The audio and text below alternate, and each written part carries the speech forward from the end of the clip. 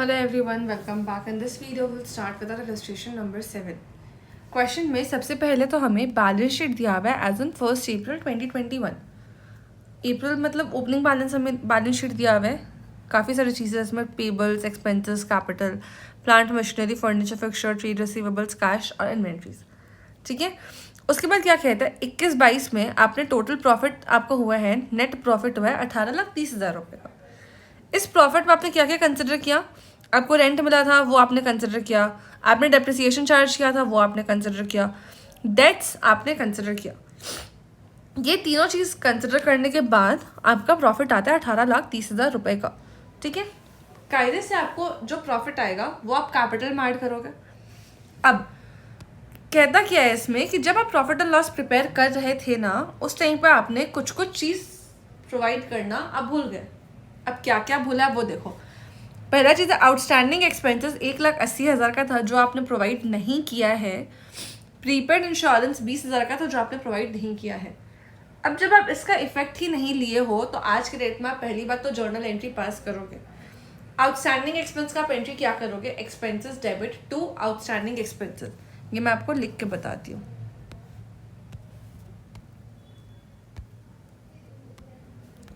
आप एंट्री करोगे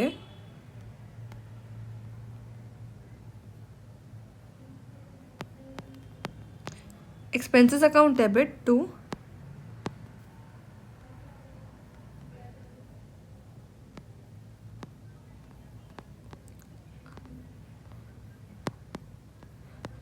outstanding expense account.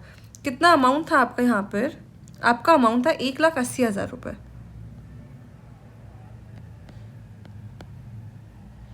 पहला तो ये था.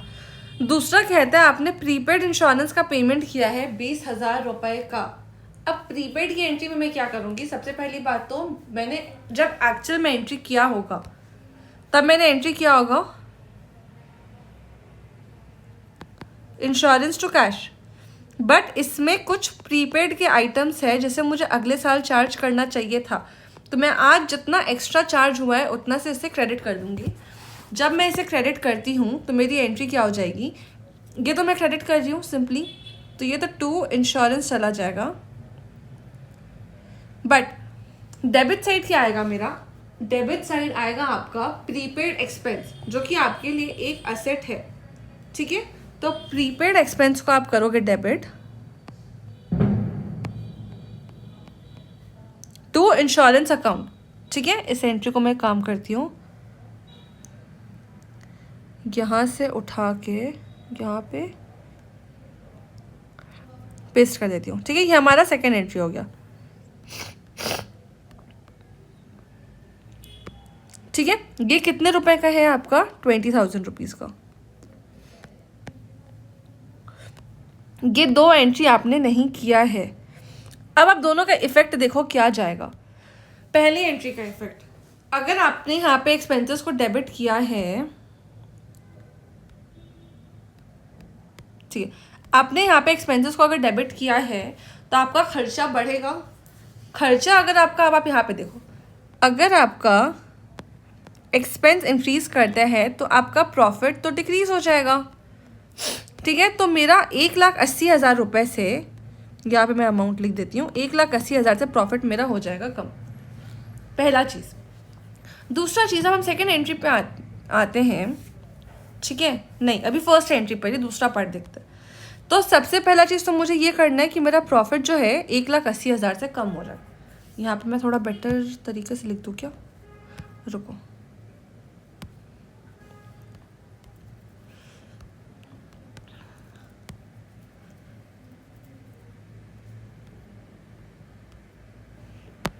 ठीक है.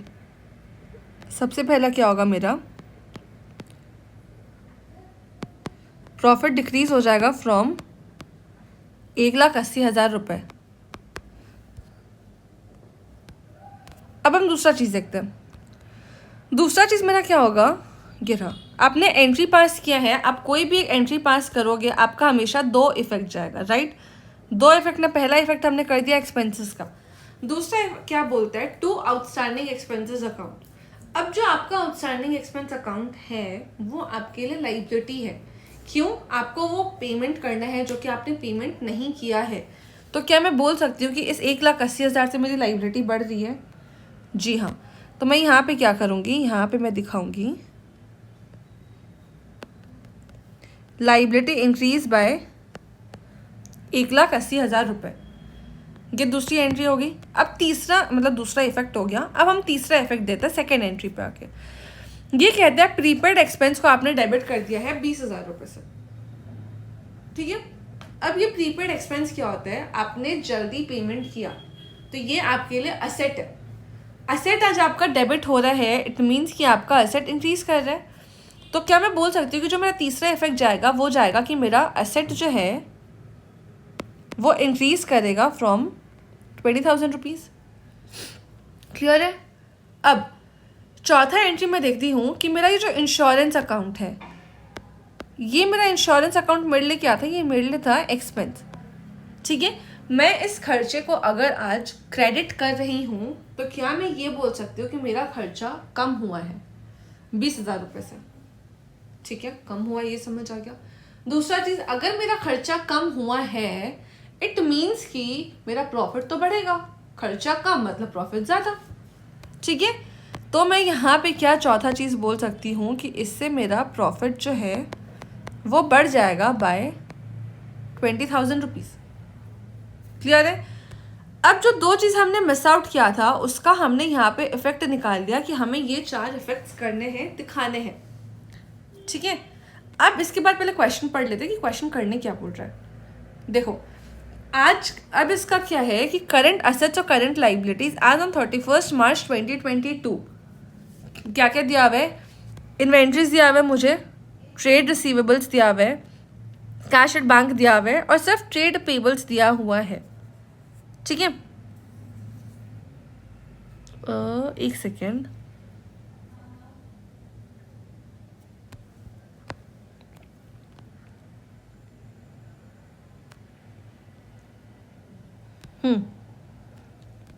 ठीक है। अब हमें और एक और चीज़ क्या दिया हुआ है कि मैंने विड्रॉ किया 6 लाख रुपए फॉर डोमेस्टिक यूज़। हमें करना क्या है? बैलेंस शीट प्रिपेयर करना है, ठीक है। अब हम सबसे पहले काम करते हैं, इसे पूरा तो इरेज कर देते हैं और वापस से आते हैं, एक एक करके आप समझेंगे। आपको थोड़ा बहुत आइडिया समझ आया कि हमने अभी तक क्या किया।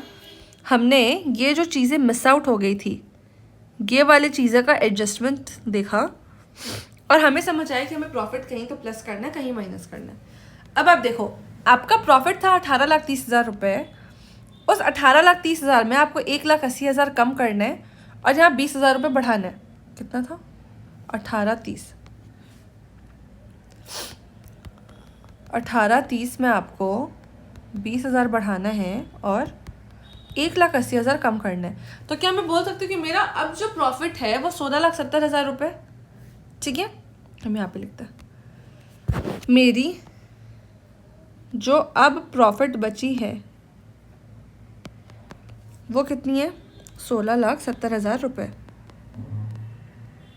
ठीक है। अब देखो पहले हम इसी पार्ट पे आते हैं। सिर्फ इंस्टीट्यूट ने सबसे पहले करेक्टेड प्रॉफिट, रिवाइज्ड प्रॉफिट निकाला है।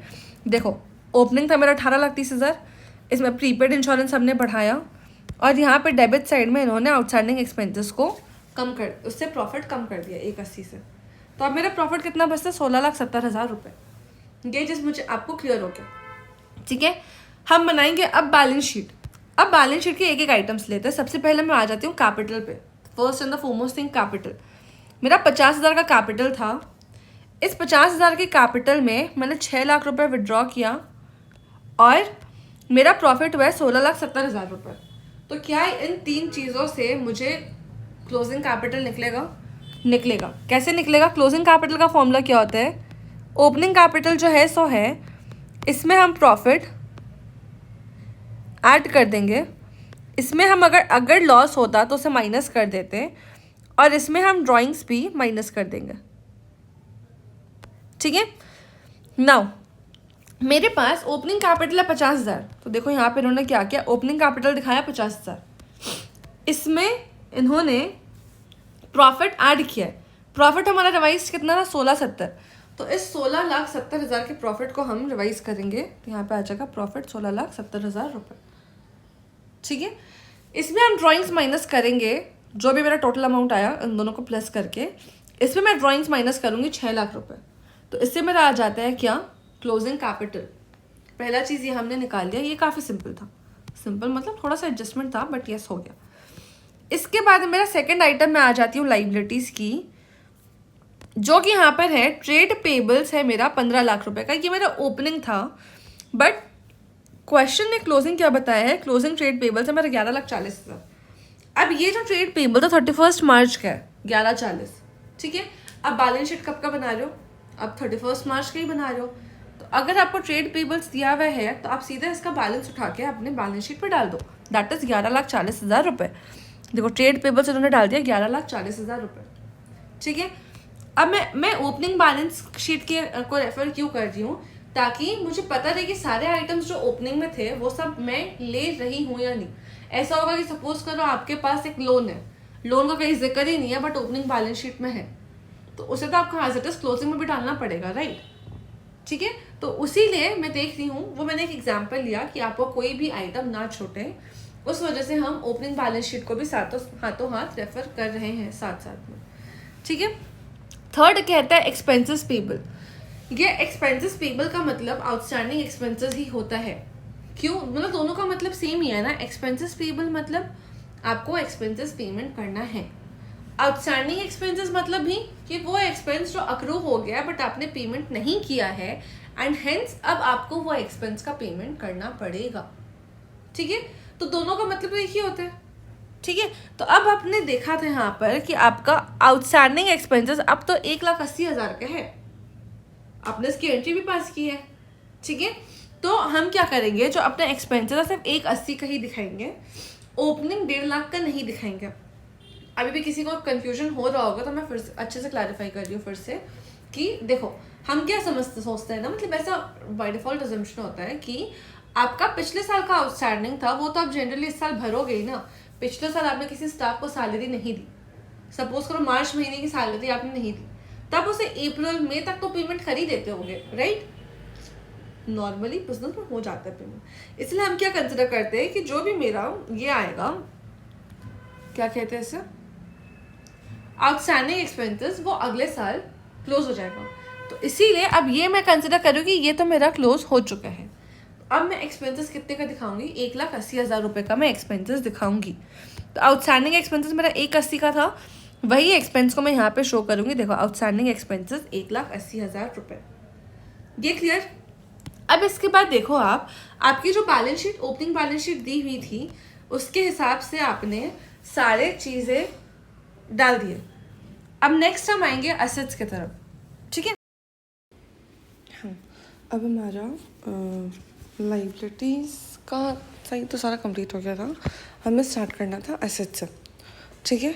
अब आप एक चीज़ देखो, सबसे पहले हम आ जाते हैं जो सिंपल वाला चीज़ है, ठीक है। सबसे पहले जो हमें डिटेल्स दिया हुआ है हम उसका वर्किंग्स करते हैं, फिर जो कैलकुलेशन करना है उस पर आएंगे। अब देखो हमें क्लोजिंग में डिटेल्स दिया हुआ है इन्वेंट्री का 14,50,000। ये इन्वेंट्री जो 13 लाख रुपए का था वो अब हो गया 1450 का, तो बैलेंस शीट में 14,50,000 रुपये जाएगा। हम यहाँ पे आते हैं और देखते हैं इन्वेंट्रीज 14,50,000 रुपीज़ हो गया, ठीक है। फिर नेक्स्ट दिया हुआ है हमें यहाँ पे क्लियरली ट्रेड रिसीवेबल्स 20 लाख रुपए। ट्रेड रिसीवेबल्स जो कि पहले 14 लाख का था अब 20 लाख रुपए का हो गया, तो यहाँ पे आते हैं हम ट्रेड रिसीवेबल्स को 20 लाख रुपए डाल देते हैं।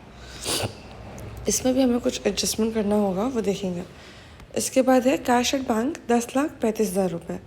कैश एट बैंक यहाँ पे मेरा 6,50,000 का था, जिसका बैलेंस अब हो गया 10,35,000।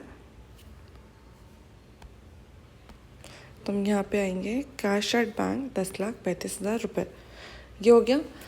अब आप देखो यहाँ पे हमें कुछ कुछ दिए हुए थे कि क्या क्या अलाउ हुआ है। आपका 3 लाख रुपए का तो रेंट था, वो सिंपल था। थर्ड पॉइंट पे पहले आते हैं प्रोविजन फॉर डाउटफुल डेट्स। आपने 5% क्रिएट किया था on the debtors as on 31 March 2022। अब 31 मार्च 2022 को डेटर्स आपका था कितने का, डेटर्स आपका था 20 लाख रुपए का। 20 लाख के डेटर्स में आपने 5% प्रोविजन बनाया, तो आपने ऑलरेडी बना चुका है ठीक है, तो उसका इफेक्ट आपका प्रॉफिट एंड लॉस में चला गया है, बट सिंस अभी आप बैलेंस शीट प्रेजेंट कर रहे हो तो उस पर तो आपको दिखाना पड़ेगा, राइट। ठीक है, तो अब डेटर्स 20 लाख के हैं, उसके 5% हम निकालते तो वहाँ आ जाते मेरे 1 लाख रुपए। तो हम कैसे दिखा रहे थे, हम दिखाते थे डेटर्स जो हमारा ऑलरेडी है इसमें माइनस करते प्रोविजन, और वो माइनस करके अपना अमाउंट प्रेजेंट कर देंगे। ठीक है, क्यों? क्योंकि प्रोविजन का मेरा जर्नल एंट्री क्या होता है वो देखो पहले। P&L टू प्रोविजन होता है। ठीक है, प्रोविजन का आपका क्रेडिट बैलेंस हो गया। अब क्रेडिट बैलेंस तो जाहिर सा बात है कि आपको उसको लाइबिलिटीज़ में दिखाना चाहिए, बट हम प्रेजेंट करने के लिए किधर दिखाते हैं? एसेट साइड दिखाते हैं। अगर आप एसेट साइड दिखा रहे हो तो आप ऑपोजिट साइड दिखा रहे हो, ऑपोजिट साइड दिखा रहे हो, इस वजह से आप ऑपोजिट साइन से, दैट इज माइनस के साइन से आप यहाँ पे शो करोगे। ठीक है, तो अब इधर हो गया मेरा ये प्रोविजन वाला, तो एडजस्टमेंट हो गया ख़त्म, 19 लाख वाला। अब मेरा नेक्स्ट एडजस्टमेंट जो है वो मुझे फाइनल जो करना है वो एसेट्स के लिए करना है, जो कि था plant and machinery, furnitures and fixtures. क्यों? क्वेश्चन यहाँ पे कह रहा था कि डेप्रिसिएशन मेरा 10% चार्ज करना हुआ है मशीनरी पे और फर्नीचर पे 5% पे। ठीक है, अब जो मेरा ओपनिंग था 30 लाख का, उस पर मुझे 10% का डेप्रिसिएशन चार्ज करना है। 30 लाख का 10% कितना होता है? 3 लाख रुपए। आप एंट्री क्या करोगे? आप एंट्री कियोगे डेप्रिसिएशन टू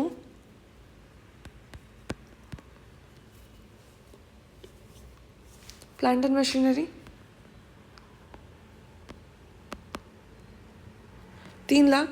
इससे हुआ क्या होगा, जो प्लांट एंड मशीनरी आपका 30 लाख था उसमें ये 3 लाख कम हो गया होगा, हो गया होगा। ठीक है, तो अब आपका प्लांट एंड मशीनरी का बैलेंस आ जाएगा 27 लाख। तो हम यहाँ पे दिखा देते हैं, देखो प्लांट एंड मशीनरी इन्होंने कैलकुलेट करके दिखा दिया कि डेप्रिसिएशन आपने 3 लाख माइनस किया है, इसीलिए आपका ये 27 लाख का प्लांट एंड मशीनरी का बैलेंस आ गया। आपको कन्फ्यूजन हो रहा होगा कि आप यहाँ पे डेप्रिसिएशन का इफेक्ट क्यों नहीं दिखा रहे हो, तो देखो डेप्रिसिएशन आपका कहाँ जाता है? प्रॉफिट एंड लॉस में। प्रॉफिट जो आपने 18,30,000 का कंसिडर किया था उसमें ये सारी चीज़ें ऑलरेडी ले चुकी हैं आपने। ठीक है, तो इसीलिए हम वापस से उसको प्रॉफिट में इफेक्ट उसका नहीं दिखाएंगे, क्योंकि ऑलरेडी तो हो चुका है ना। यहाँ पे क्या लिखा हुआ है? This profit of 18,80,000 was after allowing the following. ये अलाउ करने के बाद आपका वो प्रॉफिट आया है, इसीलिए। ठीक है, फिर देखो नेक्स्ट क्या कहते हैं, मेरा एक और एसेट है फर्नीचर्स था 3 लाख रुपए का। ठीक है, अब फर्नीचर एंड फिक्सचर्स आपको 5% डेप्रिशिएट करना था। 3 लाख का 5% हो जाता है आपका 15,000 रुपये। तो आपको जर्नल एंट्री क्या होगा? डेप्रिसिएशन टू, यहाँ पे मैं लिखती हूँ,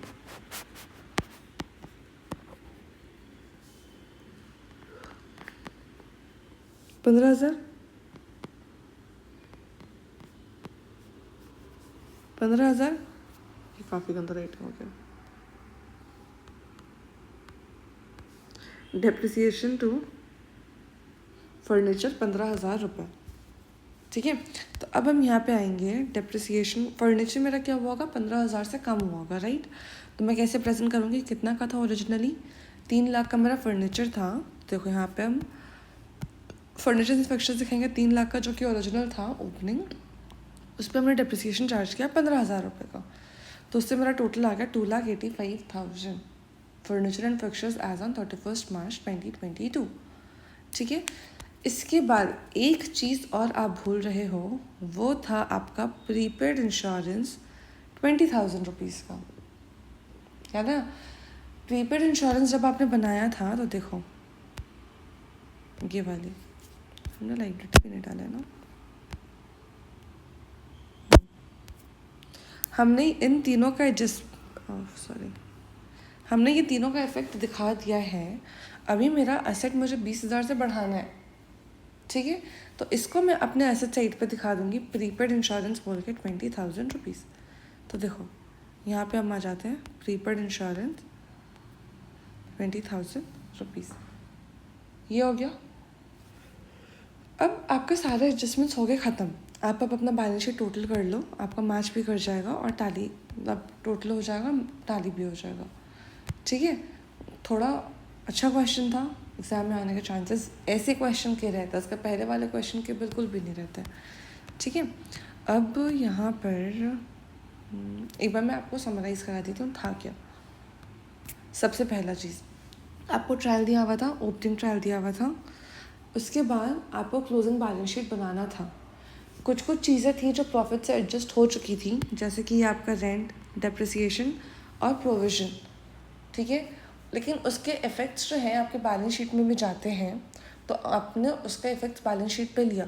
क्या इफ़ेक्ट्स लिया? जैसे आपका डेप्रिसिएशन था, तो डेप्रिसिएशन को आपने एसेट से माइनस किया। प्रोविज़न फॉर डाउटफुल डेट्स था, उसको आपने डेटर्स से माइनस किया। ठीक है, फिर दूसरा एक आपका अच्छा चीज़ था जो कि आउटस्टैंडिंग और प्रीपेड की जर्नल एंट्री, आपको इसका इफेक्ट नहीं लिया हुआ था। While preparing the profit and loss account he had forgotten to provide. तो इसका इफेक्ट जब नहीं लिया हुआ है तो आपको इसकी जर्नल एंट्री पास करनी पड़ेगी, जिसे हम नॉर्मल लैंग्वेज में एडजस्टमेंट्स कहते हैं कि एडजस्टमेंट की एंट्री पास करनी है। ठीक है, अब इस पर क्या है, आउटस्टैंडिंग एक्सपेंसेस है 1,80,000 का, और प्रीपेड इंश्योरेंस का आपका प्रीपेड था। प्रीपेड आपने किया है इंश्योरेंस के खर्चे को 20,000 रुपीज़ से, तो हमने उसकी जर्नल एंट्री पास की थी। पहला जर्नल एंट्री हमारा क्या था, एक्सपेंस टू आउटस्टैंडिंग एक्सपेंस, और दूसरा था प्रीपेड इंश्योरेंस टू इंश्योरेंस। इसका हमने इफेक्ट देखा कि अच्छा प्रॉफिट बढ़ेगा, प्रॉफिट आपका बढ़ रहा है, लाइबिलिटी बढ़ेगा, एसेट बढ़ेगा, सॉरी उल्टा बोल रही हूँ मैं, प्रॉफिट कम हो रहा है, लाइबिलिटी बढ़ेगा, एसेट बढ़ेगा, प्रॉफिट बढ़ेगा। ये जो भी आपका इफेक्ट होगा, ये 4 इफेक्ट हमने कैसे निकाला, जर्नल एंट्री के इन 4 कॉम्पोनेंट्स है। डेबिट का एक हुआ, क्रेडिट का एक हुआ, फिर डेबिट का एक हुआ, फिर क्रेडिट का एक हुआ। ठीक है, ये 4 आ गया इफेक्ट्स। फिर आपने उस चारों में देखा कि जो प्रॉफिट से एडजस्ट होने वाला चीज़ था वो तो आपने, जो आपको 18,30,000 का प्रॉफिट दिया हुआ था उससे प्लस माइनस करके फाइनल प्रॉफिट निकाल लिया। वो प्रॉफिट आपका कहाँ गया, वो प्रॉफिट आपका गया कैपिटल में प्लस होने। उतना तो क्लियर है। अब ये जो बाकी के 2 चीज़ थे आपके बैलेंस शीट के आइटम्स, जो कि लाइबिलिटी और एसेट थे, उसको आप लोगों ने बैलेंस शीट में डाला, ये भी क्लियर है। इसके बाद फिर हमने क्या किया, हमें क्लोजिंग बैलेंस शीट के कुछ आइटम्स के वैल्यूज़ दिए हुए थे जिनमें कोई एडजस्टमेंट्स की ज़रूरत भी नहीं थी, तो हमने उसके फिगर्स एज इट इज़ वहाँ से लिए। और जो जिनके डिटेल्स हमें नहीं दिए हुए थे, जैसे कि प्लांट एंड मशीनरी के, उसके बाद आपके कैपिटल के, तो वो सबको हमने क्या किया, जैसे कैपिटल पे तो हमने प्रॉफिट ऐड किया था। ठीक है, प्लांट एंड मशीनरी में हमने डेप्रिसिएशन माइनस किया। ठीक है, एक्स्ट्रा में हमने वो आउटस्टैंडिंग और प्रीपेड का यहाँ पे डिटेल्स डाला, और उसके बाद एक और लास्ट हमने क्या था, डेटर्स से प्रोविजन माइनस किया। उसके बाद हमारा सारा फिगर्स यहाँ पे आ गए थे, आप टोटल कर किए, फिर आपको बैलेंस शीट मैच कर जाएगा। ठीक है, अगर ये क्वेश्चन हमारा कंप्लीट हुआ, आई होप आपको समझ आया होगा। कोई भी डाउट रहे, कुछ भी इम्प्रूवमेंट का, कुछ भी अगर आपको दिक्कत जा रहा है, आपको कुछ नहीं समझ आ रहा है, कुछ भी आपको ट्रबल आप कुछ फेस कर रहे हो, क्योंकि देखो अभी अगर सितंबर अटेम्प्ट की बात करो तो एग्ज़ाम्स आपके सर पे 2-4 दिन में आपके एग्ज़ाम स्टार्ट हो जाएंगे। ठीक है, आज हो गया आपका 10 सितंबर के सुबह 7 बज रहे हैं। सुबह सुबह उठ के मैं वीडियो बना रही हूँ कि सारे कंप्लीट करने के लिए, कि कुछ बच्चों के डाउट्स रहते हैं, कुछ है जो सितंबर अटेम्प्ट के लिए वीडियोस देख रहे हैं, इसलिए। ठीक है, तो अगर आपका कोई भी डाउट है, आप पैनिक मत करो, आप मुझे टेलीग्राम पर मैसेज करो, ग्रुप में मैसेज किया करो प्लीज़ यार, क्योंकि बहुत बार ऐसा होता है कि मैं पर्सनल चैट्स नहीं देख पाती हूँ। तो आप ग्रुप में मैसेज करोगे तो मुझे मालूम रहेगा कि चलो कुछ इंपॉर्टेंट वहाँ पर हो रहा है। ठीक है, तो वहाँ पे आप मैसेज करना कोई भी डाउट्स के लिए। और हाँ, स्ट्रेस मत लो, जीवन का एक हिस्सा है, ये भी पार हो जाएगा। जीवन का ये एक पार्ट है, ठीक है, मतलब ऐसा मेरे बड़ों ने मुझे कहा है, जीवन का एक पार्ट है, उसी की तरह जियो, उतना इन्वॉल्व मत हो, बट हाँ इम्पोर्टेंट पार्ट है, तो अपना बेस्ट भी दो। ठीक है, और दूसरा, एक मेरे टीचर हुआ करते हैं, वो काफ़ी अच्छे हैं, मतलब उन्होंने मुझे सिखाया है कि अगर आप कुछ चाह लोगे तो पा लोगे। ठीक है, और अगर आपने चाह लिया है कि आपको सीए बनना है तो फिर पाने से कोई नहीं रोकता है मेरे दोस्त, रोक सकता है मेरे दोस्त। ठीक है, बहुत डायलॉगबाजी हो गया। कोई भी डाउट होगा मुझे मैसेज करना। मिलते हैं नेक्स्ट वीडियो में, तब तक चैनल सब्सक्राइब करना, वीडियो लाइक करना, दोस्तों के साथ शेयर करना ना भूलें।